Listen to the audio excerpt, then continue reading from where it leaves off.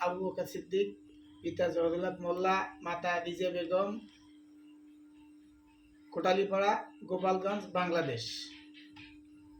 চিকিৎসা ফাউন্ডেশন বাংলাদেশের MCS2 2026 এর একজন ছাত্র।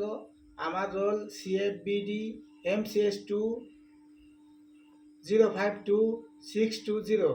আমার আজকের প্রেজেন্টেশন নবজাতকের শুকনো কাপড় পদ্ধতি।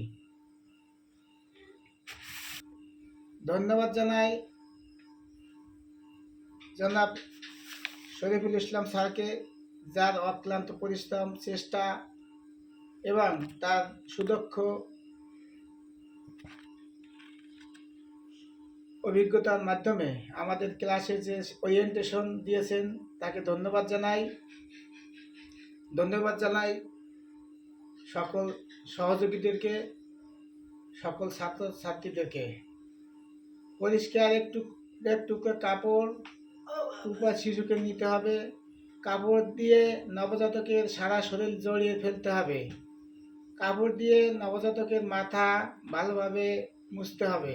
এরপর নবজাতকের গলা, ঘাড় ও কাঁধ ভালোভাবে মুছতে হবে। এরপর নবজাতকের বুক, পেট ও হাত ভালোভাবে মুছতে হবে। এরপর নবজাতকের পিঠ ভালোভাবে মুছতে হবে।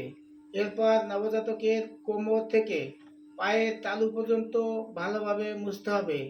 একই নিয়মে মাথা থেকে পা পর্যন্ত আরও কয়েকবার মুছুন। মোছানো ভালোভাবে শেষ হলে কাপড়টি ফেলে দিন।